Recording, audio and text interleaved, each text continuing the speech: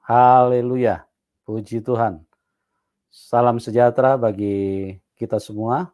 Kita hadir kembali dalam kasih Tuhan Yesus Kristus. Pada malam hari ini kami terus ingin berbagi dengan teman-teman supaya kehidupan yang penting, yaitu manusia bisa menerima keselamatan, bisa tersampaikan kepada siapapun yang ada di dalam link ini. Karena Tuhan Yesus telah mati, Tuhan Yesus mencucurkan darahnya, mengorbankan nyawanya, hanya dengan satu tujuan, supaya semua manusia tidak binasa. Manusia bisa masuk kehidupan yang kekal.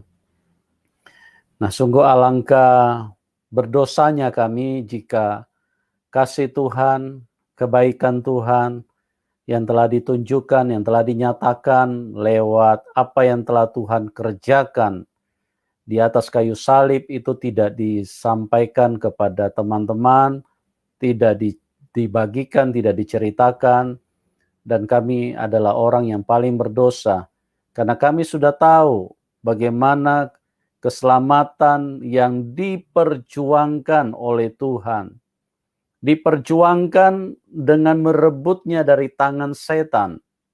Ya, berbicara tentang keselamatan bukan hanya urusan Tuhan dengan manusia, tapi urusan Tuhan, manusia, dan juga setan.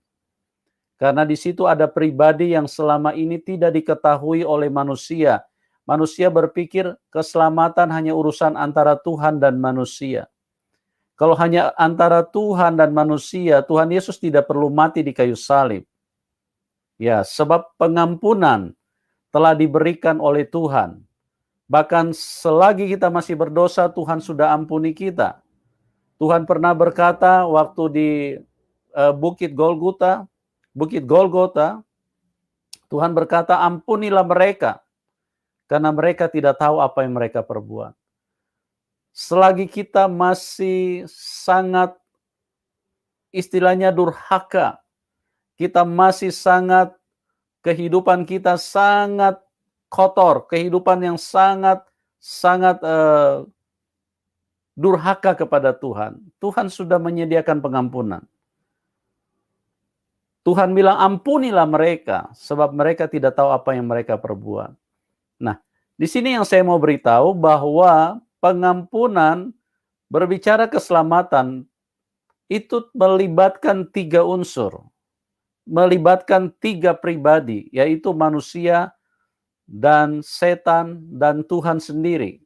Jadi bagaimana Tuhan menebus, bagaimana Tuhan menyelamatkan kita dari tangan setan.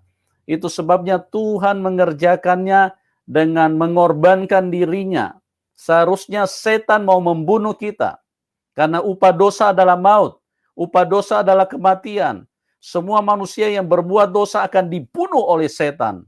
Tapi Tuhan tidak menghendaki. Tuhan mengasihi kita.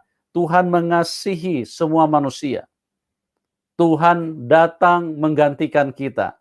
Tuhanlah yang berperang melawan kekuatan dosa. Tuhanlah yang berperang melawan iblis. Ini orang tidak mengerti. Kalau tidak dicerahi oleh Roh Kudus, tidak dimengerti. Iblis adalah pembunuh manusia. Iblis adalah pribadi yang sangat jahat. Oleh sebab itu Tuhan Yesus di dalam mengerjakan keselamatannya dengan mengorbankan nyawanya. Nah, oleh sebab itu kami yang sudah mengerti itu, kami harus berbagi. Kami harus menceritakan kepada siapapun. Kami harus terus menyampaikan lewat konten-konten bagaimana kasih Tuhan, pengorbanan Tuhan yang begitu luar biasa. Dia menyerahkan nyawanya. Dia bukan hanya berfirman. Kalau hanya berfirman, itu mudah. Tapi Tuhan tidak cukup hanya berfirman. Dia harus menyerahkan nyawanya, menggantikan kita. Itulah luar biasanya Tuhan. Dan kami berharap lewat tayangan-tayangan yang kami hadirkan, itu bermanfaat bagi saudara. Bisa mengerjakan, menuntun kepada banyak orang untuk melihat keselamatan yang sesungguhnya. Karena hanya di dalam Tuhan Yesus, Dia Tuhan yang baik, yang menghendaki semua manusia selamat. Dia Tuhan yang baik. Dia tidak ingin satu manusia pun binasa. Kalau setan terus menghendaki, setan terus menginginkan manusia mati.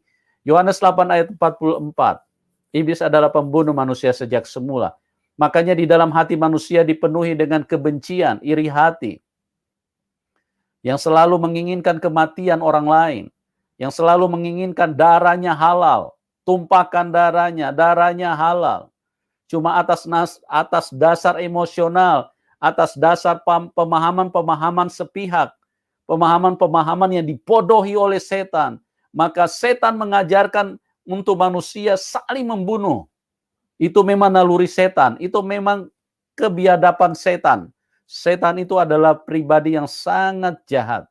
Oleh sebab itu, kami berbagi di dalam kehidupan supaya Anda jangan terjebak dengan yang namanya kebencian, amarah, apalagi kalau ada pengajaran yang mengajarkan halal darahnya, Anda hati-hati ya, karena setanlah yang menggerakkan orang untuk bisa membunuh.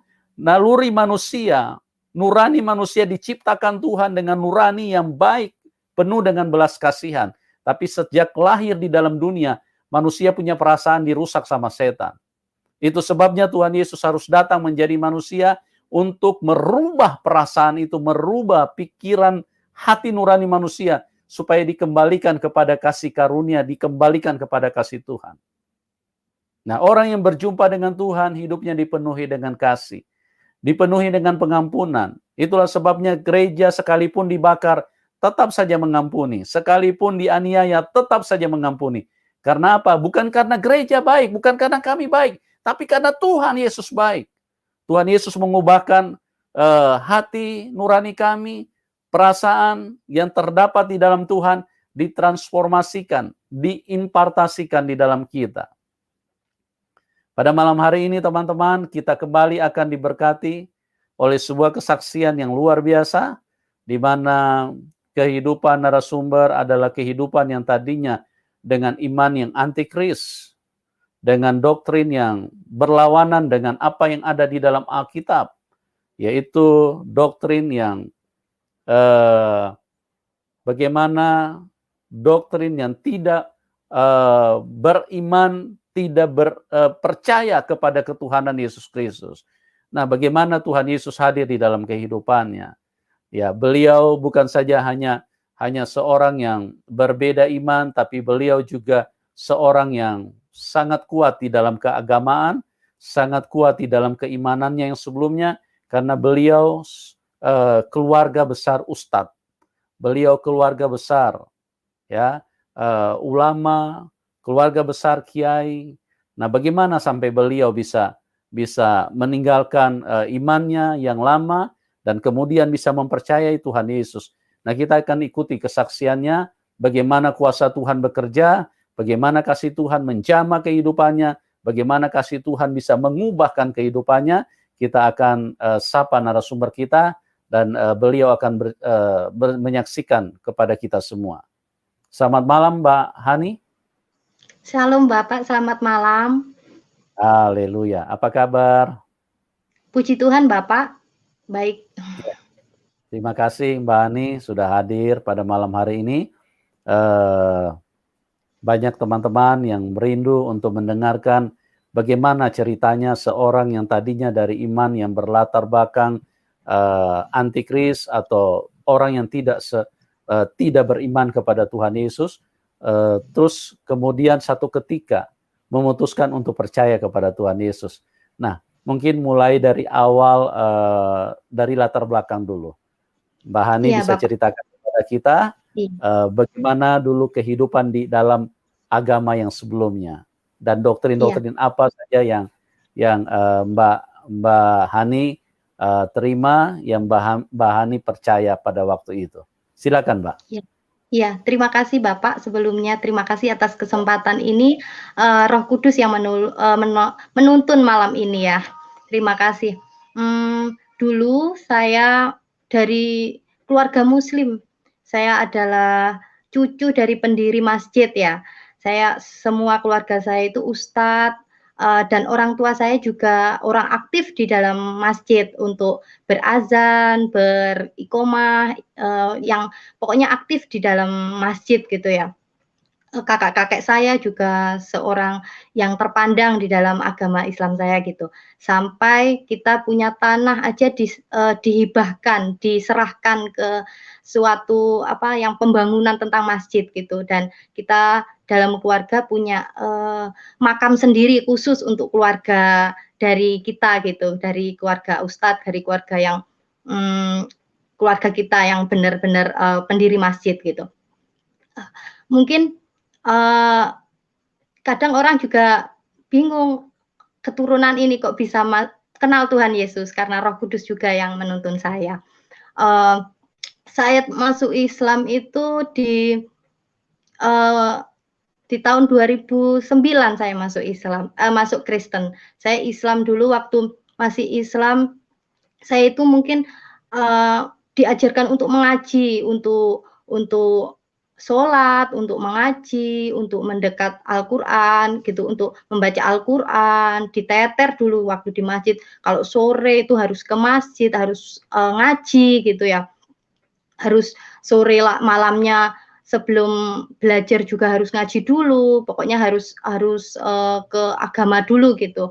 Harus sholat, harus apa, harus diingetin gitu. Ya, karena dari silsilah seperti itu, saya kadang juga bingung, ikut-ikut aja gitu. Hafalan ya hafalan, surat-surat apa itu di Al-Quran tuh saya juga hafal, di surat Yasin aja saya hafal. Jadi dulu dari keluarga saya itu mendidik untuk salah satu surat harus dihafalin gitu, selama berapa hari sampai hafalan, berapa ayat gitu, sampai harus gimana ya, harus dijelaskan gitu, harus hafal ini sampai ini gitu. Jadi kayak hafal di luar kepala di surat Yasin itu. Tapi saya kan masih kecil waktu itu, saya nggak tahu, yang ikut-ikut aja gitu, ikut amalan itu gitu. Amalan untuk membaca sampai ayat pertama sampai terakhir gitu ya. Ngaji ya ikut ngaji gitu. Cuma saya ikut-ikut aja layaknya anak kecil gitu. Sampai dewasa juga sih saya juga ikut-ikutan aja kayak,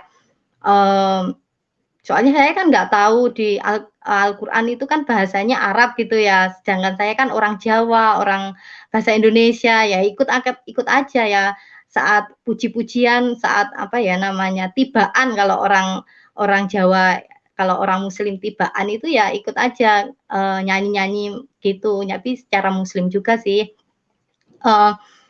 Yang saya dapat sih, ya doktrin-doktrin itu emang banyak ya di dalam waktu saya masih Muslim. Doktrin saya itu, ya mungkin orang tua saya bilang gini, jangan sampai deket-deket orang Kristen gitu. Sekolah saya juga dulu waktu masih SMP, terus SMA juga dikhususkan untuk ke madrasah gitu ya, untuk ke Islami gitu. Jadi saya suruh ngaji, saya suruh sholat, suruh puasa, apalagi kalau di bulan Ramadan saat saya nggak puasa itu dimarahi, dipukul, pokoknya dimarahi sama orang tua, harus puasa gitu, sholat sampai ayo sholat dulu, apa kamu belum sholat ya, sholat dulu gitu.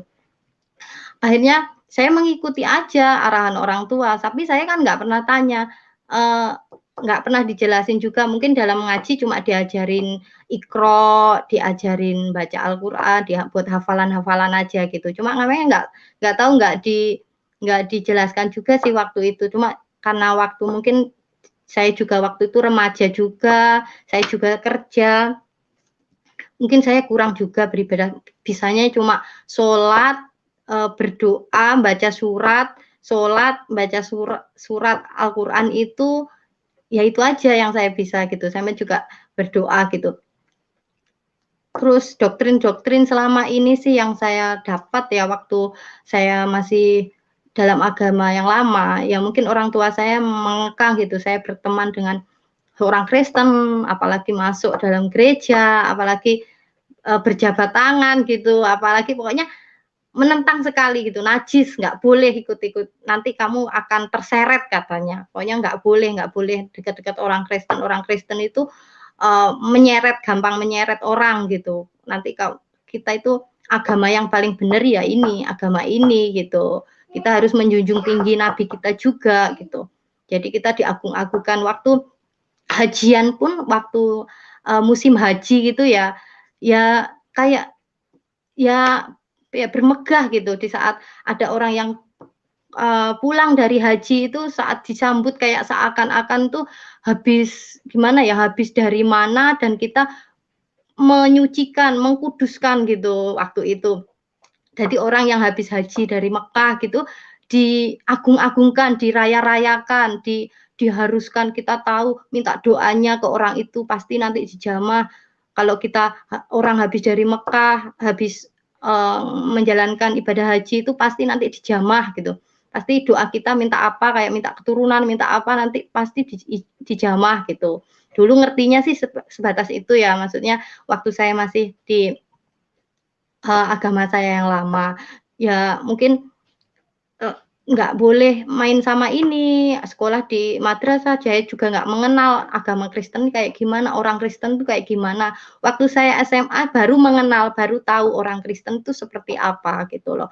Orang Kristen itu ternyata ya baik gitu, kayak anaknya yang saudara ini teman saya yang mengajukan saya di channel ini, dia baik, saya kenal baik sama dia gitu, orangnya penuh kasih gitu, penuh gimana ya, welcome gitu orangnya itu. Oh ternyata itu beda ya gitu, teman saya waktu saya di madrasah, terus saya di SMA gitu. SMA saya kan nasional, maksudnya waktu itu saya ambil SMK, jadi nggak harus madrasah. Soalnya saya dulu sebenarnya mau disekolahkan ke Islami waktu SMA, cuma saya nggak mau gitu. Nggak mau saya kalau ke Islami lagi, saya pengennya ke yang jurusan. Jadi kan saat memilih sekolah itu juga kejurusan aja gitu. Jadi enak nanti ke depannya mau kuliah, mau tidak kuliah di masa itu sih. Jadi nanti iso berusaha dapat kerja gitu. Akhirnya ya banyak masukan dari pakde-pakde saya yang ustadz-ustadz itu, "Kamu itu sekarang masih muda, hati-hati, cari gandengan, nanti ke depannya masa depanmu ini bagus. Kamu itu pakai kerudung." Dulu tuh emang bandel ya, bandel saya itu. Dulu jarang kerudungan saya itu terus terang, nggak tahu sih saya itu Islam tapi ya suka kerudungan, suka kalau ada acara-acara apa-apa. Cuma di saat nggak ada acara apa sih saya juga bebas gitu. Cuma dari orang tua saya ya mendidik harus kerudungan, pakai kerudung. Ada acara apa itu tutup auratnya gitu. Cuma saya bandel gitu ya. Mungkin mungkin ya nggak tahu ya, mungkin mungkin kedepannya ya seperti ini jadi orang Kristen ternyata nggak ya nggak tahu ya, udah rencana Tuhan gitu. Mulai saya lahir, saya akhirnya kenal Yesus mungkin udah jalan dari awal. Mungkin saya yang bandel juga sih waktu itu. Terus cuma ya kerudungan ya kerudungan, nggak kerudungan ya nggak kerudungan sesuka aku gitu. Cuma ya karena saya dari lingkungan kampung saya Muslim semua di sini di yang tempat tinggal saya ini semuanya orang Muslim ya saya mengikuti ajalah arah itu gitu. Ya ini saya gimana gitu ya, waktu agama lama mungkin saya sama orang Kristen itu ya jaga jarak gitu, sama orang Kristen itu jaga jarak, tapi ternyata saya memahami sendiri gitu, teman saya orang Kristen ya baik-baik saja, dia welcome banget gitu, waktu diajak kemana juga nggak bahas apa-apa, beda gitu. Saat saya mungkin ya di mana ya, soal pengajaran saya gitu mungkin orang tua bilang gini tuh, ternyata itu saya bandingkan gitu, saya, oh kok beda mungkin karena saya bandel ya waktu kecil saya bandel bener ikut sholat, ikut apa, cuma harus dipecut, harus diarahkan gitu, mungkin di situ gitu. Jadi saya itu memilih untuk, bebas gitu, maksudnya untuk, gimana ya, saya sendiri gitu, walaupun lingkungan saya harus ke Islami, harus apa, harus gimana, pakde-pakde saya itu kan ustadz-ustadz semua juga harus negur saya, "Hani kamu itu gini gini gini gini." Ternyata juga saya diam sih, saya pakai aja, cuma ke belakangnya itu ya udahlah gitu.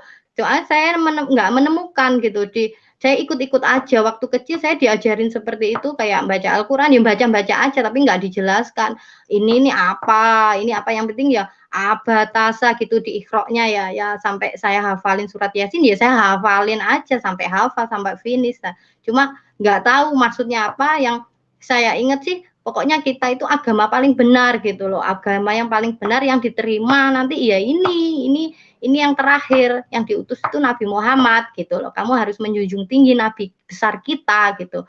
Dan Allah itu ya satu, Allah gitu. Ya benar, Allah satu, dimanapun satu. Cuma yang menjunjung tinggi itu ya Nabi Muhammad, kita harus memuliakannya, kita harus nanti pasti selamat kalau kita ojo sampai keluar dari muslim gitu. Kita udah diselamatkan di di agama kita udah benar gitu, semua benar, yang lain itu salah gitu.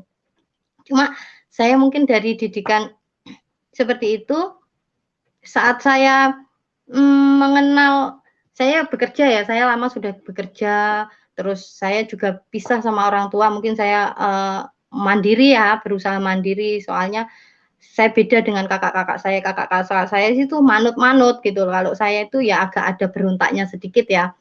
Mungkin karena saya jauh dari jarak antara saya dan kakak saya itu jauh gitu. Kakak saya mungkin masih sudah berumur gitu ya, sudah 30 ke atas, saya waktu itu masih umur berapa ya, 18, 20-an gitu, masih muda gitu loh. Jadi seakan-akan tuh saya mengikuti zaman sekarang, enggak ikut yang kakak-kakak saya yang manut-manut itu gitu loh. Mungkin saya bandel waktu itu. Suatu ketika saya itu kenal sama seseorang gitu yang sekarang menjadi suami saya gitu. Di saat saya kerja itu saya kenalan sama dia gitu. Lama saya kerja di suatu instansi, kenal sama suami saya itu, kita jalan gitu, kita jalan layaknya cowok sama cewek ya gitu. Lambat laut itu saya tahu kalau agama suami saya itu agama Kristen gitu. Hati saya juga sempat kecewa, aduh aku kok berteman sama orang Kristen gitu loh. Saya kok berteman dengan orang Kristen. Aduh, nanti tak ajak ke rumah, gimana ini orang tua saya gitu. Pasti menolak, pasti ada penolakan lama gitu. Tapi akhirnya saya jalan sama suami saya ini, waktu masih kekasih sih, masih kekasih ini kita jalan, cuma kita nggak ada ujung ya, kita mau jalan terus, soalnya kita ada batas seperti itu, sedangkan saya juga kekeh waktu itu. Soalnya ingat pesan orang tua, agama yang paling benar ya Islam saja, nggak boleh keluar dari situ, keluar itu kamu itu kafir gitu. Kamu nggak diterima, kamu pasti masuk neraka gitu. Doktrin yang saya terima waktu itu. Jadi saya itu galau gitu sama hubungan sama suami saya gitu. Kita hubungan terus gitu, orangnya kok baik, beda ya dengan yang lain-lainnya gitu, kok baik. Akhirnya karena hubungan kita lama dan emang tidak ada ujung waktu itu, kita memutuskan untuk berpisah aja gitu. Berpisah bukan berarti pisah sah, cuma kita cari titik tenang aja gitu. Saat kita ketemu ya kita jalan, saat kita nggak ketemu kita nggak jalan. Yang penting kita nggak bisa kalau batas ini tinggi gitu, sama-sama ego. Suami saya juga dari keluarga pendiri gereja juga sih suami saya, dan saya juga pendiri dari masjid gitu. Jadinya kita itu sama-sama kuat gitu di sini. Tapi nggak tahu ya, waktu itu terus kita pisah lama sih sama suami saya, nggak ada hubungan lama, nggak ada hubungan, dan saya juga jalan kehidupan saya sendiri, suami saya juga dapat jalan kehidupannya sendiri gitu. Akhirnya kita beda tempat bekerja, saya tetap di sini, suami saya di kota lain gitu. Kita sama-sama sibuk dengan kegiatan masing-masing. Akhirnya kita lost kontak gitu. Soalnya HP suami saya itu hilang gitu. Nomor saya juga ganti gitu. Kita nggak ada komunikasi sama sekali sih. Kita nggak ada komunikasi waktu itu lama sih, selama 3 tahun nggak ada komunikasi kalau nggak salah. Akhirnya nggak tahu kenapa waktu saya ada panggilan dari Surabaya, panggilan kerja, pimpinan saya bilang, "Hani kamu tak pindah ke tempat gini," gitu. Akhirnya saya oke gitu, kayak nggak apa-apa untuk mawasan. Mungkin orang tua saya menolak, orang tua waktu itu menolak, "Kamu kok anak yang terakhir kok, jauh dari orang tua," gitu. "Jauh dari orang tua, nanti orang tua sama siapa kamu?" Cuma orang tua tahu kalau saya itu modelnya, bebas, orangnya pengen bebas, pengen yang ya, tantangan gitu kan. Jadi mungkin dari hati orang tua saya juga nggak boleh, tapi karena ini saya kekeh, ibu saya juga, "Ya enggak apa-apa, tapi kalau kamu nggak kerasan di tempat yang jauh, kan nggak boleh jauh-jauh dari rumah gitu, kamu nggak apa-apa kembali yo," gitu. Oke, saya akhirnya berangkat di suatu kota, bekerja di situ. Saya lama bekerja di situ, kita hidup, ada lingkungan di situ juga sih, saya tetap dalam iman Islam dulu sih waktu itu, Mas Yan.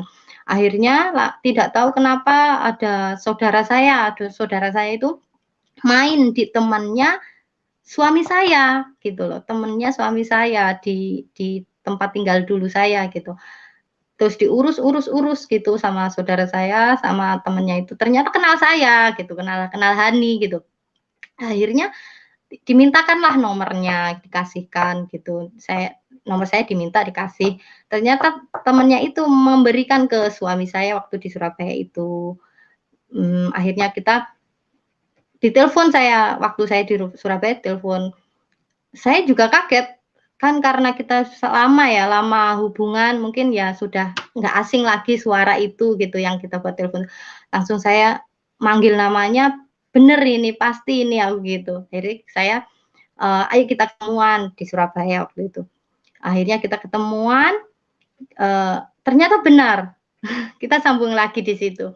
Padahal sudah lama ya 3 tahun nggak kontak, kita sudah dengan kehidupan kita masing-masing gitu, tapi ternyata Tuhan memberi ketemu gitu sama dia, terus akhirnya kita ya senang aja ketemu, kita jalan, kita rasanya menikmati masa-masa kita dulu waktu masa, jadi kekasih gitu, tapi kita kan nggak ada ujung ke depannya, kita jalan buntu gitu, sedangkan waktu itu Hani masih dalam iman Hani juga gitu. Akhirnya saya juga selesai, pulang dari pertemuan itu selesai, saya juga tetap sholat, tetap ibadah, tetap tahajud, tetap apa gitu ya. Eee, ada suara gitu loh, ada suara di hati saya sih, di hati saya bilang gini, "Kamu mau jalan ke siapapun, ending-nya, terakhirnya nanti pasti sama ini, yang terakhir suami kamu ini," gitu. "Kamu mau jalan sama pacaran sama ini, pacaran sama ini, pacaran sama itu, pasti nanti terakhirnya ya sama suami saya ini," gitu. Hati saya gitu, tapi ada menolak saya, "Nggak mungkin, nggak ada jalan ini, soalnya sudah pasti ditolak gitu. Orang tua saya gimana kalau saya tetap kekeh sama suami saya, nggak ada jalan gitu, penolakan. Suatu ketika kita hidup di Surabaya tetap kontekan, tetap biasa aja, kita enjoy mau main-main juga main-main sih. Cuma nggak tahu ya kenapa ya, waktu itu suara itu datang lagi di hati saya juga gini, "Ya nanti gimana pun pasti dapatnya suami kamu," gitu loh. Akhirnya saya memberanikan diri waktu itu, saya juga pengen tahu ya, orang Kristen tuh gimana toh. Padahal kekasih saya yang jadi suami saya itu orangnya baik gitu loh. Apa sih yang nggak disuka orang Islam, agama saya yang dulu dengan apa sih, orangnya loh baik gitu loh, orangnya enggak seperti yang aku dengar waktu waktu doktrin-doktrin waktu masih kecil gitu. Akhirnya saya bilang gini, eee, "Saya mau ikut kamu," gitu. Nggak tahu, saya itu ngomong itu nggak tahu ya, kok berani gitu. Saya waktu itu ngomong di telepon, suami saya telepon, kaget suami saya, "Kamu ikut aku?" "Iya," gitu. Mudahnya gitu saya ngomong. Nggak tahu ya, saya ngomong itu, mungkin kalau sekarang sih di tuntunan Roh Kudus ya, kalau sekarang iman saya seperti itu, tuntunan Roh Kudus yang bekerja di mulut saya. Akhirnya waktu itu hari Sabtu, terus suami saya bilang gini, "Kalau emang kamu serius mau ikut aku, oke, tak ajak ke gereja," gitu. "Kamu siap-siap, hari Minggu besok pagi saya jemput," gitu. Pertama kali itu, saya siap-siap, saya beres-beres di tempat kos saya dulu waktu kerja di sana, akhirnya saya berangkat ke gereja gitu. Saya dengan baju sopan gitu-gitu. Saya nggak punya Alkitab ya, saya nggak ngerti Alkitab gimana, soalnya nggak pernah pegang gitu. Kok pegang, temanan aja nggak boleh, apalagi pegang gitu, pegang barang-barangnya orang Kristen. Kafir, yang dibilang orang tua saya kafir, semua kafir. Jadi akhirnya saya nggak punya Alkitab, suami saya bilang, "Kalau kamu gereja, kamu harus bawa Alkitab," gitu. "Kalau di agamamu kan Al-Quran, kalau di agamaku itu Alkitab ini," gitu dikasih. Saya masuk di waktu itu di salah satu gereja di Surabaya gitu. Oh, ternyata orang Kristen ini seperti ini. Oh, ternyata itu, ibadahnya seperti ini, cara nyanyi-nyanyinya seperti ini, yang dibilang orang itu, orang Kristen itu kalau sedih kok nyanyi malahan gitu kan, orang-orang dulu waktu dari keluarga saya, orang Kristen itu seharusnya kalau sedih itu jangan menyanyi gitu kan dulu anggapannya orang, eee, saudara-saudara saya dulu itu menyanyi gitu kan. Menyanyi, wong sedih kok malah menyanyi, sedih kan seharusnya ya sholatlah, kalau agama dulu itu sholat, harus mendekat sholat, kok malah menyanyi gitu. Akhirnya saya tahu, oh ini malah puji-pujian, ini sebenarnya nyanyian ini tuh ya untuk bersyukur, rasa syukur sama Tuhan gimana gitu. Eee, Akhirnya saya pertama kali itu suami saya tanya, "Gimana, kamu pertama kali di gereja kan, jadi gimana responmu?" "Ya bagus, ternyata ibadahmu seperti ini," gitu. "Ternyata cara ibadahnya orang Kristen seperti ini." "Iya," gitu. "Makanya kok, orang Kristen kok baik-baik ya," gitu. Maksudnya kok ternyata ya kayak cara penyampaian khotbahnya, cara apa, itu masuk gitu. Soalnya dengan bahasa, kita sendiri, bahasa apa, Indonesia, sedangkan firman-firman dan ayat-ayatnya itu ya di Alkitab kan bahasa Indonesia juga, Kak, sesuai bahasa kita. Jadi kan tahu, ayat ini tentang kata-katanya apa gitu, menjelaskan apa gitu, dijelaskan di situ. Sedangkan yang dulu waktu saya masih agama yang dulu kan, nggak tahu, yang penting ikut aja. Bahasa Arab itu artinya apa, yang penting ikut aja, suruh hafalin surat Yasin yang nggak tahu artinya, ya ikut aja, hafalin ya hafal gitu. Tapi untuk waktu saya memutuskan untuk mengenal Tuhan Yesus gitu, waktu itu suami saya belum dibaptis waktu itu, pertama kali saya masuk gereja belum dibaptis waktu itu, saya cuma pengen ikut aja seperti apa gitu.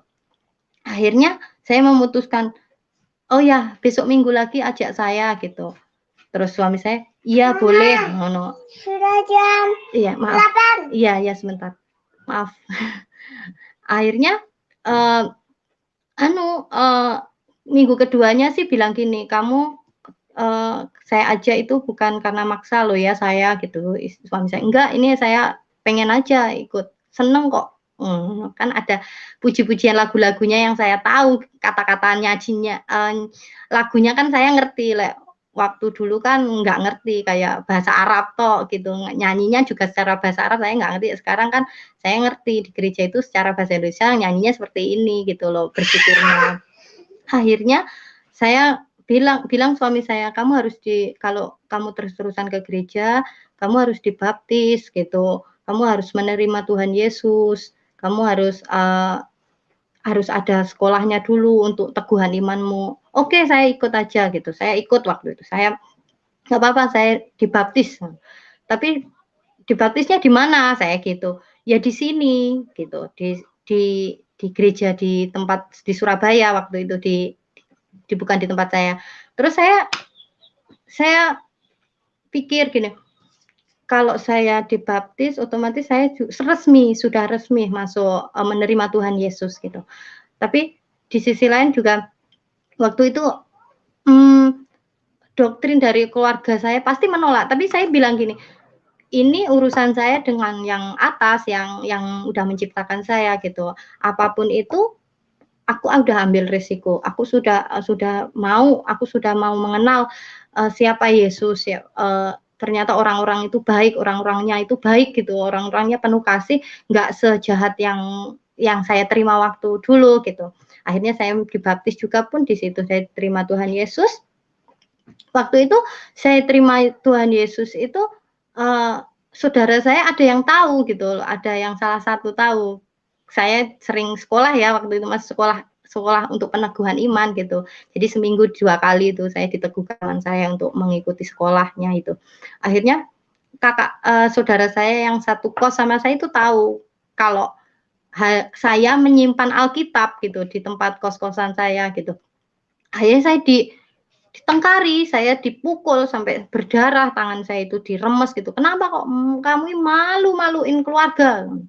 Kamu kok malah masuk Kristen? Kristen itu apa gitu. Akhirnya saya sampai berdarah Kang. Tapi diam saya di situ. Saya sudah dengan keputusan saya sudah bulat, saya mau mengenal Tuhan Yesus lebih dalam, saya mau mengerti, mengikutinya gitu loh. Orang-orangnya baik kok. Kok kita malah yang jahat gitu loh. Kita itu malah jahat menganggap orangnya itu loh nggak seperti yang kita pikirkan gitu loh. Saya mau mengenal kok. Terus akhirnya dipukul, saya berdarah, saya nggak apa-apa, emang saya orang. Kamu itu malu-maluin keluarga. Kamu itu sudah kafir gitu sama saya. Akhirnya saya pindah kos-kosan ya, biar saya damai gitu ya, biar saya juga tetap bisa ibadah gitu. Akhirnya lambat laut keluarga yang ada di Banyuwangi, ada yang di rumah saya itu tahu kalau saya sudah mengikuti Yesus, sudah dibaptis. Kaget semuanya itu. Waktu itu saya suruh pulang. Saya bilang gini, belum waktunya soalnya saya masih sekolah gitu, masih ada jadwal untuk mengikuti teguhan iman saya gitu. Soalnya saya masih belum selesai sekolah saya harus selesaikan, saya harus benar-benar meneguhkan hati saya benar-benar mengenal Tuhan Yesus lebih dalam lagi gitu. Akhirnya waktu itu terus pulang dikabari mendadak kalau ibu saya itu sakit gitu loh. Ibu saya itu di ICU gitu. Akhirnya tidak.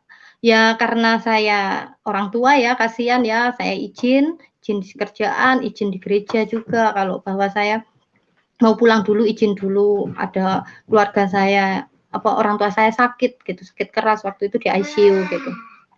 Akhirnya saya pulang, ibu saya ya sudah sesak, ya sudah parah lah waktu itu gitu loh. Saya ya menangis, saya sedih gitu. Terus ibu saya juga nggak bisa ngomong, tapi kakak saya langsung mojokkan saya, langsung, "Hani sini," gitu. "Kamu masuk Kristen?" Gitu. Aku diem. Aku dengar dari ini gitu, dari saudaraku gitu. Aku diem aja. Terus habis itu, "Kamu masuk Kristen, wes nggak usah pulang. Wes di sana, kamu itu siapa kamu itu gitu. Kamu nggak boleh pulang. Ngapain kok berani-berani pulang gitu." Tapi ibu saya kan waktu itu parah ya, butuh alat bantu juga gitu. Saya cuma menangis, saya cuma doa di hati saya diajarin berdoa ya. Dulu waktu saya pertama kali masuk Kristen, saya kan nggak bisa berdoanya. Maksudnya walaupun benar sesuai kata-kata kita, bahasa kita, cuma mulut saya itu kayak awal doa itu ya gimana ya, biasanya bahasa Arab gitu ya, biasanya doanya bahasa Arab gitu, surat-surat gitu. Sekarang saya itu harus mengucapkan gitu dengan kata-kata gitu, yang ada di hati saya harus saya ungkapkan doanya. Mungkin saya belajar waktu itu masih belajar doain ibu saya gitu loh. Saya bisikin di ibu saya, "Bu," gitu, "saya sudah maafin saya gitu, maafin saya menjadi anak seperti ini, saya sudah terima Yesus, saya sudah menerima dibaptis, Bu, terus terang loh, Ibu jangan khawatir, urusan saya sama Tuhan gitu, semua agama baik kok, Bu, gitu. Saya terus bisikin, saya doain ya, Bu, tapi ibu saya mungkin masih di ICU, mungkin nggak denger ya, mungkin koma ya. Ya saya doa sama nangis gitu, saya menangis, saya doa tapi ya iman saya tetap gitu, tetap dengan saya gitu. Saya soalnya waktu sekolah juga diteguhkan, sekolah keimanan diteguhkan gitu. Akhirnya saya karena jadwal kerja saya juga harus cepat kembali ke tempat kerja saya, akhirnya saya pulang lagi ke kota gitu untuk kerja lagi. Ibu saya agak mendingan, keluar dari ICU itu agak nggak parah, akhirnya kita diganti di ruang inap gitu. Jadinya pamitan sama kakak saya nggak menyapa sama sekali sama saya, apalagi Pak adik saya, lihat saya aja sudah kayak udah hilang, udah terbuang gitu loh. Kenapa kamu kembali sini, nggak ada gunane gitu loh. Kalau bisa kalau kamu pergi ya wes gitu. Akhirnya ya udah saya kembali, jadi pamitan saya mau kembali itu ya kayak direlakan aja, nggak ada yang dibebankan gitu loh. Wes anggap saja Hani sudah mati waktu itu gitu loh. Percuma datang nengok ibu pun kamu loh nggak ada gunanya, kamu cuma membawa kabar duka, kabar yang nggak baik, mending kamu itu ya kembali ke sana, urus sono badanmu sendiri gitu. Mungkin kakak saya ada anggapannya seperti itu. Akhirnya saya pamitan sama kakak nggak merespon sih waktu saya berangkat. Saya sedih, hati saya juga hancur, sedih gitu loh. Antara orang tua, pekerjaan, dan imam saya gitu, saya sedih. Tapi saya percaya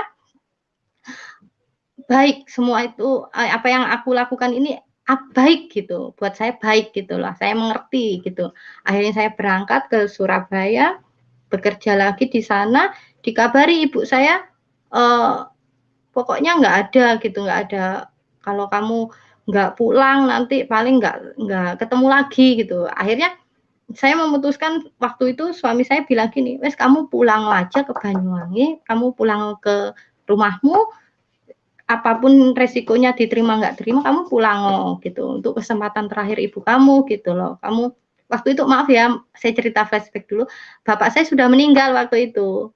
Bapak saya sudah meninggal sebelum ibu saya meninggal, bapak saya sudah duluan meninggal. Jadi tapi orang tua saya tahu hubungan saya sama suami saya itu pernah berhubungan, cuma karena nggak ada respon ya nggak dilanjutkan gitu ya. Tapi bapak saya dari sekarang sudah meninggal, sudah sebenarnya dari awal sudah tahu hubungan saya gitu. Akhirnya kembali lagi ke ibu saya ya. Akhirnya saya dikabari kalau saya nanti nggak pulang, nanti nggak akan ketemu ibu saya gitu. Akhirnya suami saya bijak bilang, wes kamu mengundurkan diri aja, kamu nggak usah kerja, wes aku yang tanggung jawab sama kamu. Sekarang kita sudah satu iman, kita apa yang kita cari lagi, kita hubungan sudah lama, kita sudah saling kenal, kita menikah saja suami saya gitu. Cuma kamu sekarang ada PR, kamu harus urusi keluarga kamu dulu, terutama ibu kamu dulu gitu. Akhirnya saya saya mengundurkan diri, saya pulang. Akhirnya saya mengurus ibu saya sudah parah ya, sudah nggak ada alat bantu juga nggak bisa masuk gitu. Saya juga nangis, juga akhirnya sore ya meninggal gitu ya, dipanggil Tuhan gitu.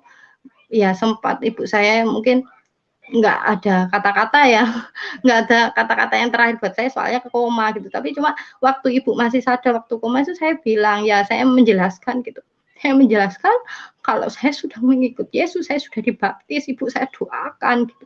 Cuma waktu itu ibu nggak ada kata-kata terakhir gitu, merespon nggak ngerti ya. Akhirnya saya memutuskan untuk kembali, bu saya ternyata udah meninggal, saya ikhlas ya. Waktu pemakaman, waktu mau dikafani ya, dimandikan gitu ya, disolatkan orang muslim gitu ya. Saya suruh baca surat, saya suruh ngaji dulu, doain ibuku. Saya bilang gini, nggak bisa, aku nggak bisa, nggak mau, aku nggak bisa. Aku hafal, tapi aku nggak bisa lagi gitu, aku gitu. Iya, karena kamu harus dibaptis, kamu kan najis, kamu ngojo pegang ibumu.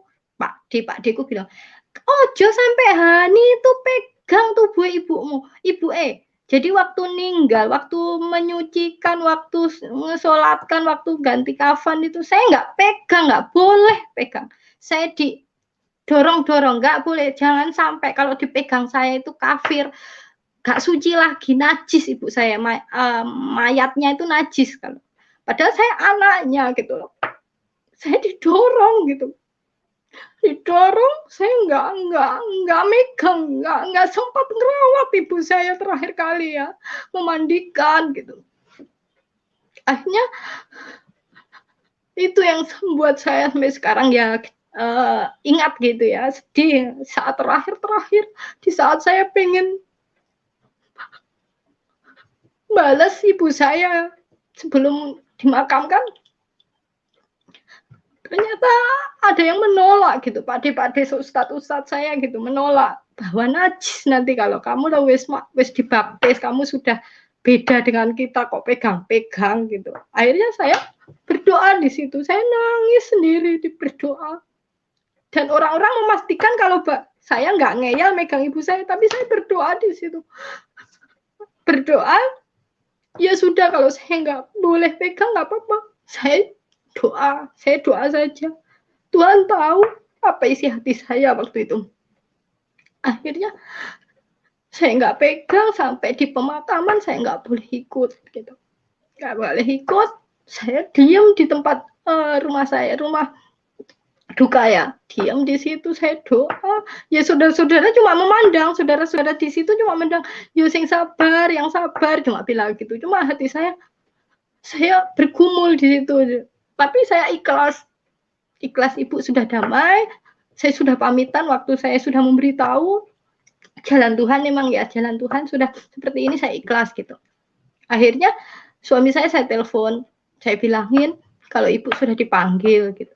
Suami saya kerja langsung pulang, Pak, langsung tahu kabar saya, ibu saya ini langsung dia pulang ke sini dari Surabaya ke Banyuwangi, langsung pulang dia. Sampai sini malam langsung dia meluk saya menangis sama suami saya nggak boleh pegang, saya nggak boleh pegang ibu saya nggak boleh rawat yang terakhir kali gitu. Akhirnya saya nggak apa-apa gitu, didoain saja, iya pasti doain, doa orang benar besar kuasanya gitu. Akhirnya saya teguh di situ dan umat saya. Akhirnya saya belum menikah waktu itu, sama suami saya belum menikah. Akhirnya terus ibu saya selesai diacarakan ya 3 harian, 7 harian kayak itu ya, selamatan ya lah, orang Jawa namanya itu syukuran selamatan gitu ya.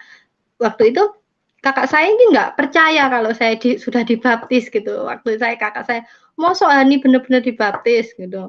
Tapi kan kakak saya nggak tahu sendiri, yang ngertinya kakak saya sama suami saya sudah menjalin lagi gitu. Saya dekat dengan suami saya yang beragama Kristen gitu. Akhirnya suatu ketika, Hani kudu doakan, harus diruqyah, kalau orang Muslim itu diruqyah namanya, harus diruqyah gitu. Akhirnya, Han, kamu harus saya ruqyah ya gini. Iya gitu. Kalau emang kehendak kakak emang seperti itu, silahkan, mau diruqyah, mau didoain, mau dipuasain, silahkan gitu loh. Soalnya anggapan saya ini dapat apa ya, kayak dijampi-jampi, kayak dapat apa ya, kayak orang disantet atau apa gitu, pokoknya diguna-guna gitu loh. Kok sampai saya itu nggak bisa pisah sampai suami saya itu loh, nggak bisa, dari dulu, hubungan dulu sampai sekarang ketemu lagi kok tetap sama itu gitu loh. Akhirnya diruqyah gitu, didoain gitu. Oke, nggak apa-apa. Terus, tapi kamu toh masih kenal berwudu kan, kamu masih bisa berwudu kan gitu. Kalau emang kakak menghendaki saya berwudu, kalau emang kakak puas saya berwudu, saya lakukan gitu. Saya melakukan berwudu walaupun saya masih sudah dibaptis, hati saya tapi tetap beriman, saya percaya Tuhan Yesus waktu itu. Saya masih sekolah, saya itu meneguhkan saya juga. Akhirnya saya, kalau kakak saya emang mau saya untuk melakukan berwudu, oke, saya lakuin berwudu. Saya dipakein kayak apa ya, lek ruqyah itu kayak pakai baju putih-putih ya, mukena gitu ya. Oke, saya pakai. Saya didoain di situ ya. Saya didoain, saya dipercik-percikkan air gitu. Biar kalau mungkin kalau saya kena apa-apa itu biar kayak hipnotis saya keluar gitu ya. Tapi saya nggak merasakan apa-apa di situ. Saya biasa saja, saya juga sadar gitu. Tapi dari hati saya itu nggak apa-apa, ngapain diginikan gitu loh. Saya mengenal Yesus, saya ingin masuk Kristen itu ya dari hati saya, nggak dari paksaan suami saya, nggak jampi-jampi dari suami saya itu dari hati saya. Kenapa harus diginiin? Tapi saya ngikutin aja apa kemauan kakak-kakak saya ikuti. Tapi ternyata hasilnya ya nggak maksudnya hasilnya nggak apa-apa. Saya juga baik-baik saja gitu. Akhirnya saya cerita sama suami saya, kalau kakak mintanya kayak gini, kayak kalau saya terus-terusan di sini, saya stres gitu. Soalnya lingkungan saya kan Muslim gitu. Saya harus kembali ke Surabaya. Saya harus bekerja lagi. Saya harus di sana gitu. Akhirnya sama suami saya, oke, kamu kembali ke Surabaya, tapi kita menikah dulu. Soalnya kalau saya kembali ke Surabaya sendiri mungkin nanti saya sama siapa gitu. Saya sudah beragama seperti suami saya, apalagi ending kita. Akhirnya suami saya memutuskan kita menikah gitu. Akhirnya saya terima juga menikah. Terus akhirnya kita peneguhan untuk pernikahan kan harus ada sekolah-sekolahnya juga dulu untuk itu. Akhirnya kita Surabaya mengurusi semuanya, surat-surat gitu. Akhirnya kita memutuskan untuk menikah. Setelah menikah, waktu itu menikah saya tidak ada sama sekali keluarga saya yang datang. Saya menikah sendirian. Saya di gereja sendirian. Ya mungkin saudara-saudara saya datang, saudara-saudara yang jauh sih ya, dari jauh gitu yang nggak tahu Hani gimana, mungkin datang waktu di acara di rumah, di syukurannya, tapi waktu di gereja itu anti. Nggak ada, nggak boleh di gereja. Masuk aja di halaman gereja itu sudah najis gitu loh, soalnya saya sudah kafir gitu. Akhirnya saya masuk gereja, saya nikah sendiri tanpa kakak, tanpa saudara-saudara yang lain, tapi saya tetap memberitahu kalau saya mau menikah, saya mau nikah saya itu resmi, nggak main-main gitu. Saya benar-benar memilih sama suami saya gitu. Akhirnya kita nunjukkan, waktu itu saya menikah di tahun 2009. 2009 saya menikah. Waktu itu saya mengikut Tuhan Yesus mau ke 2009, tapi terus saya menikah di tahun 2009. Habis itu kita hidup lagi, habis menikah kita kembali ke tempat pekerjaan suami saya di Surabaya lagi. Kita hidup di sana, kita hidup tenang, kita hidup walaupun di belakangnya keluarga-keluarga saya yang seperti itu, tapi kita fokus di tempat tinggal kita untuk ibadah, untuk saya lebih teguh lagi gitu. Akhirnya lambat laut saya ditelepon gitu, mungkin kakak saya kok Hani nggak pernah ada kabar ya, kok hilang gitu. Mungkin ya nurani ya, seorang saudara walaupun baiknya di situ keluarga saya. Tapi kalau yang lain-lain emang fanatik banget. Cuma dari keluarga pribadi saya, kakak saya itu mungkin sekarang sudah nggak ada kedua orang tua. Kok Hani malah hilang. Akhirnya saya ditelepon sama kakak saya, tanya kabarnya gimana gitu. Waktu itu saya hamil anak saya yang pertama. Saya menangis, ditelepon kakak saya menangis. Ternyata masih ada saudara yang mau telepon saya, yang mau tahu kabar saya gitu. Saya padahal di Surabaya berusaha hidup saya damai-damai saja karena saya punya Tuhan Yesus sekarang gitu. Cuma waktu saya ditelepon kakak saya tanya kabar, saya sedih lagi, teringat, maksudnya terharu gitu. Ternyata masih ada sosok hati saudara yang mau tanya, kok seneng banget walaupun cuma tanya kabar gimana, itu seneng banget, kayak dianggap lagi gitu. Yang dulu nggak dianggap sekarang dianggap gitu. Akhirnya ya sekarang gimana, lambat kita itu sudah nggak ada orang tua, kalau kita nggak rukun, kalau emang itu Hani pilihannya sudah masuk Kristen, ya gimana lagi, kita harus yang penting Hani sudah nunjukin, Hani semakin dekat sama Tuhannya, walaupun agama apa yang saya pilih sekarang agama Kristen, ikut Tuhan Yesus, Hani sudah imani, lambat laut saya berdoa terus, saya berdoa waktu saya dalam iman saya Kristen, saya doain keluarga saya, terutama kakak-kakak saya gitu, saudara-saudara yang lain, saya berdoa semoga bisa menerima kenyataan gitu, bisa menerima saya kembali gitu, kalau saya sudah menerima Tuhan Yesus gitu. Akhirnya ya Tuhan kasih kejutan, hadiah gitu, mujizat bagi saya. Kakak saya telepon saya bahagia sekali. Terus tanya kabar saya mau melahirkan Kak gitu, saya melahirkan, saya sehat di Surabaya gitu. Saya mau punya anak gitu, saya udah bahagia di sini. Kakak saya senang. Akhirnya terus ya nanti kalau ada senggang waktu dia pulang gitu.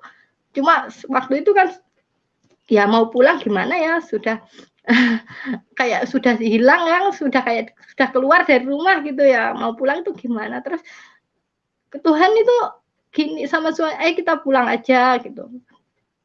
Waktu itu waktu hari raya Idul Fitri, kalau orang semua kan mudik gitu loh, orang pekerja kan ya dikasih dispensasi untuk libur. Oh kita mau kemana gitu, oh kita pulang aja, tapi kita diterima nggak ya di bukan saat pulang gitu. Akhirnya kita memberanikan diri dengan tuntunan Roh Kudus, kita percaya kita punya Tuhan lebih dahsyat dari segalanya, kita imani itu, kita pulang kita bawa anak saya yang pertama itu, kita pulang dengan bawa, waktu itu anak saya masih umur 3 bulan nggak salah. Kita pulang ke, ya saudara-saudara melihat saya, saudara-saudara saya yang lain, maksudnya bukan kakak saya merespon saya, memeluk saya, kakak saya.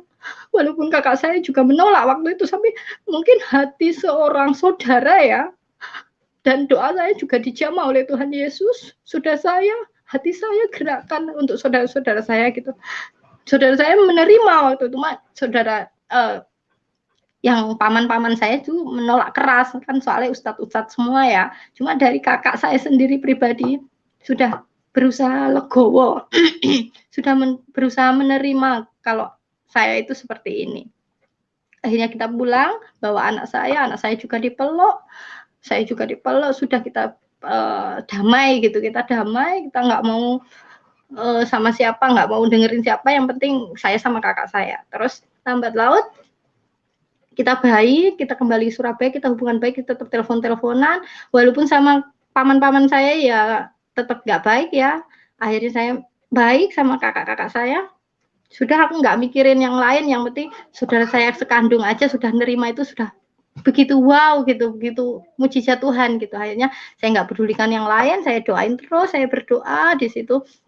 Lambat laut saya punya ingat gitu loh, ingat waktu kedua orang tua saya masih hidup, bilang di saya kan anak ragil, anak yang terakhir gitu, bilang gini pesennya, anak terakhir kalau bisa nanti ya tinggal di rumahnya peninggalan bapak ibu gitu, harus merawat gitu, bisa nggak bisa ya ini rumahnya siapa. Ingat saya di situ, saya terus bilang sama kakak saya, kak seandainya saya pulang menempati rumah ibu yang kosong, responnya gimana gitu.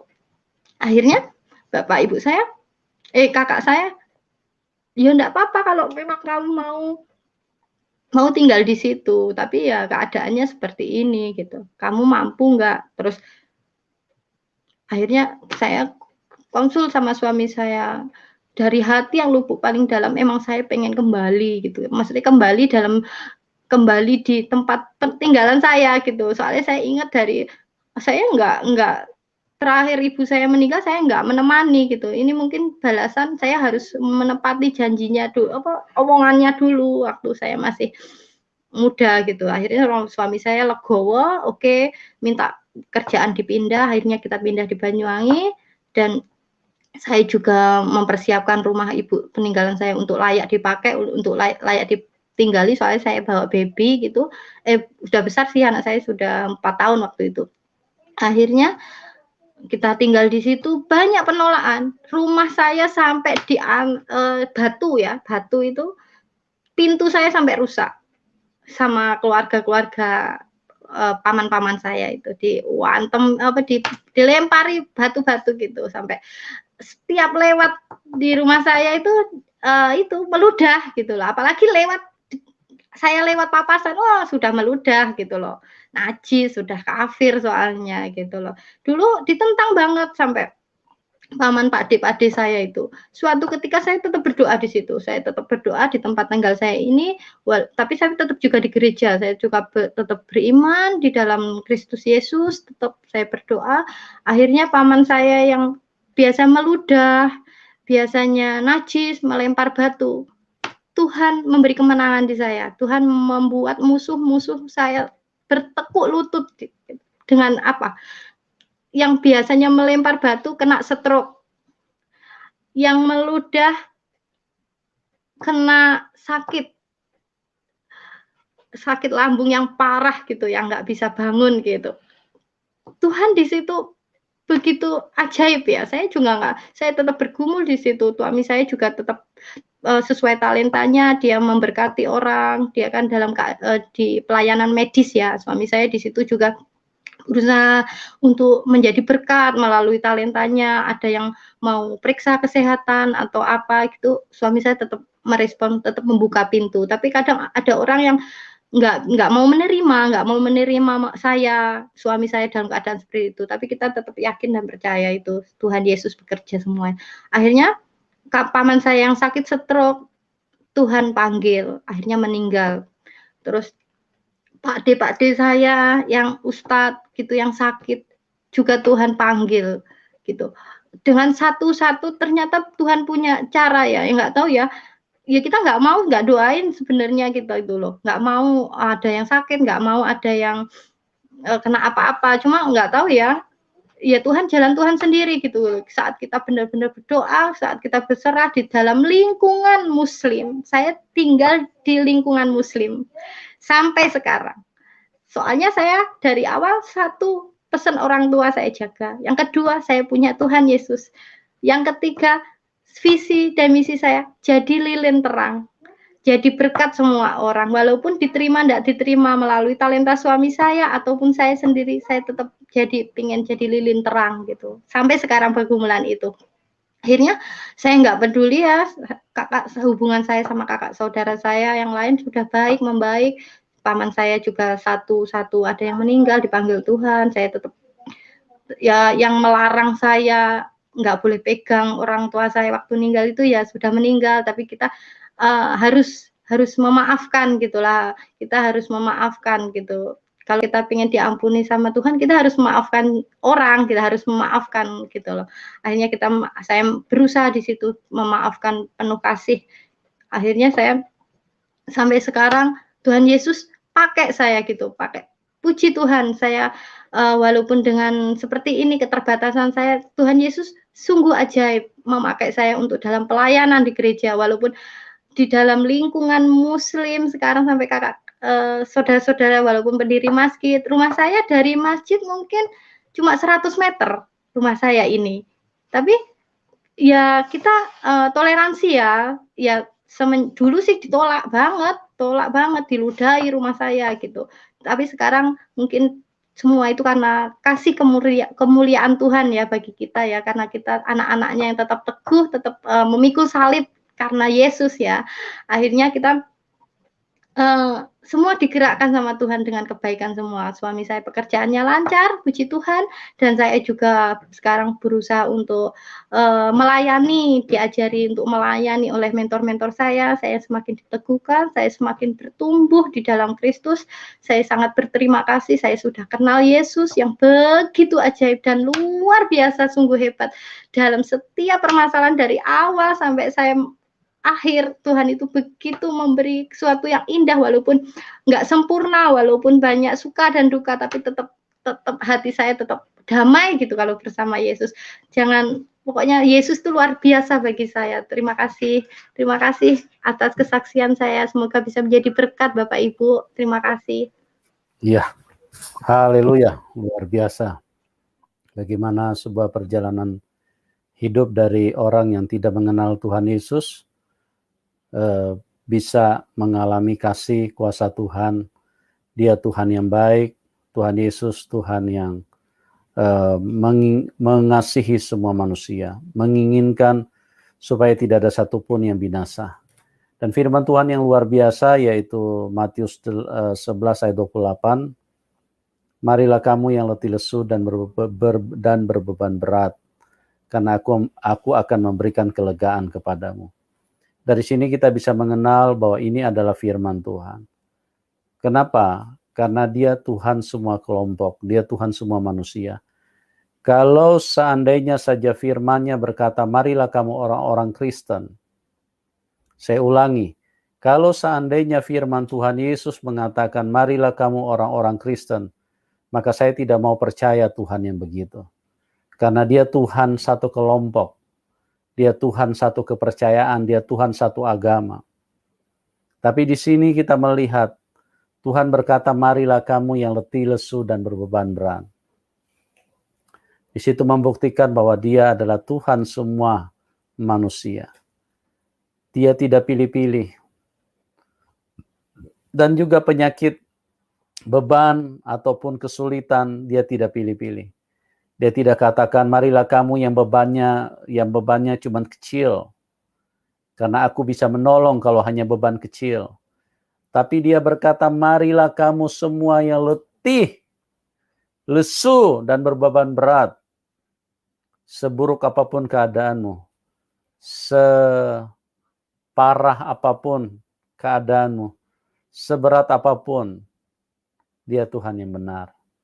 Dia Maha Kuasa. Dia sanggup untuk menolong setiap kita.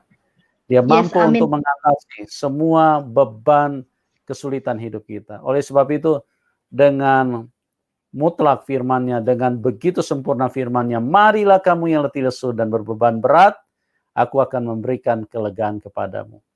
Firman yang lain, berdoalah untuk musuh-musuhmu, mintalah berkat buat mereka. Tidak ada manusia yang bisa mengajarkan seperti ini, teman. Ini hanya dari Tuhan. Berdoalah buat musuh-musuhmu, mintalah berkat buat mereka. Kalau kita manusia, kalau firman perkataan kita, hajarlah musuh-musuhmu, buat mereka sampai peot, sampai tidak berdaya. Tapi Tuhan tidak. Dia sayang semua manusia, tanpa terkecuali. Dia ingin supaya semua kita masuk surga. Dia tidak ingin satu pun di antara kita yang terhilang, yang binasa. Oke, Mbak Hani, mungkin ada pesan sedikit bagi teman-teman yang belum mengenal Tuhan Yesus. Apa pesan Anda sebagai orang yang sudah berjumpa dengan keselamatan? Kira-kira apa yang Anda ingin pesankan kepada mereka sehingga mereka juga bisa mengalami hal yang sama? Silakan, Mbak Hani. Ya, terima kasih Bapak. Yesus ada luar biasa. Yesus itu hidup ya, hidup bagi kita. Dia sudah mati di kayu salib, tapi dia hidup, dia bangkit. Dia sudah menebus kita. Kita merasakan damai karena ada Roh Kudus di dalam kita. Ayo, kita Bapak Ibu, kita harus mengenal jauh lebih dalam tentang Yesus. Lebih mengerti firman-firman-Nya, sering membaca Alkitab ya. Kita banyak doktrin-doktrin yang dulu kita dengar waktu kita masih dalam keadaan dulu, itu Tuhan lenyapkan gitu. Kita tahu Alkitab kita jauh lebih hidup gitu. Saya mengenal Yesus, terima kasih. Saya sudah berbahagia gitu. Terima kasih Bapak. Mari. Ya, oke, terima kasih Mbak Hani. Itulah pesan seorang yang sudah mengenal Tuhan Yesus. Bagaimana kebenaran dan keyakinan bahwa hanya Tuhan Yesus yang bisa menyelamatkan manusia. Oleh sebab itu, jangan terlambat teman-teman.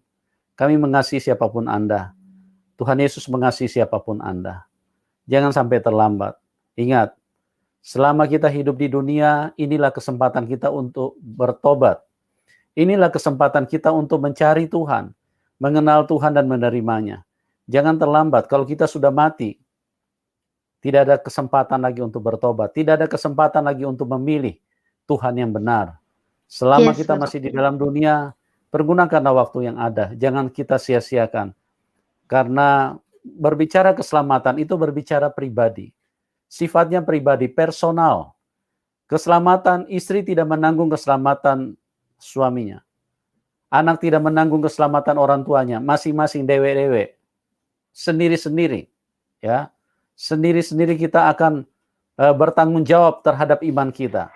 Oleh sebab itu, mari teman-teman pastikan hidupmu telah berjumpa dengan Tuhan yang benar supaya Anda bisa diselamatkan. Karena kalau sudah penghakiman dijatuhkan, Anda sudah meninggalkan dunia ini alias mati secara jasmani, itu tidak ada pengampunan lagi. Tidak ada lagi kesempatan untuk Anda mau bertobat, mau percaya, saya mau percaya Engkau Tuhan Yesus. Tidak ada kesempatan lagi. Karena waktunya sudah habis, waktunya sudah terlambat. Selama Anda masih hidup di dalam dunia ini, jangan sia-siakan. Ya, carilah keselamatan. Orang tuamu tidak bertanggung jawab, orang tuamu tidak gandeng engkau pergi menghadap Tuhan. Ya, coba pastikan. Mana ada orang tua mau gandengan sama anaknya, ayo kita sama-sama mati yuk. Tidak ada. Itu menunjukkan masing-masing. Carilah keselamatan. Pastikan hidupmu berjumpa dengan Tuhan yang benar.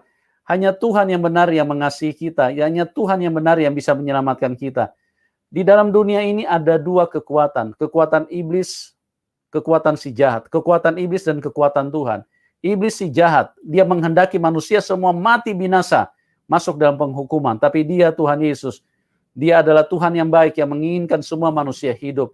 Oleh sebab itu dia yang mati menggantikan kita supaya kita tidak mati dihukum di dalam penghukuman yang kekal.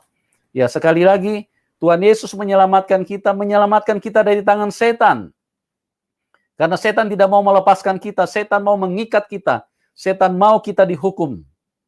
Dan itulah sebabnya Tuhan Yesus harus datang. Karena tidak ada satupun manusia yang bisa membebaskan dirinya dari kuasa setan, dari tangan setan. Coba perhatikan, tidak ada satu manusia pun yang bangkit dari kuburan. Karena apa? Karena artinya manusia terbelenggu, terkunci di dalam kematian.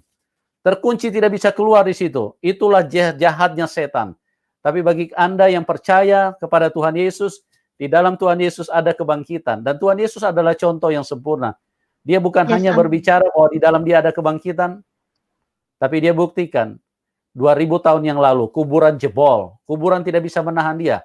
Dia keluar dari kuburan dan menunjukkan bahwa kuasa setan yang selama ini mengikat manusia di dalam kematian sudah dikalahkan.